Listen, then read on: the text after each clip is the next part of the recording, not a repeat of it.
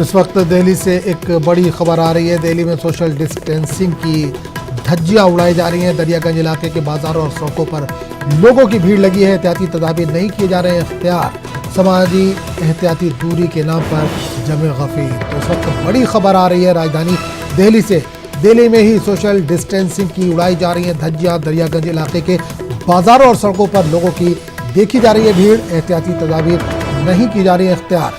समाजी एहतियाती दूरी के नाम पर जमे गफीर। आप तस्वीरें इस वक्त देख सकते हैं, ये दिल्ली की तस्वीरें हैं। दिल्ली में सोशल डिस्टेंसिंग की धज्जियां उड़ाई जा रही हैं। दरियागंज इलाके के बाजारों और सड़कों पर लोगों की भीड़। एक तरफ नकल मकानी करने वाले लोग, पलायन करने वाले जो मजदूर अपने घरों को वापस हो रहे हैं, उनकी भीड़ देखी जा रही है। तो दूसरी तरफ दिल्ली के जो मुकामी लोग हैं, उनकी भी भीड़ आप स्क्रीन पर देख सकते हैं।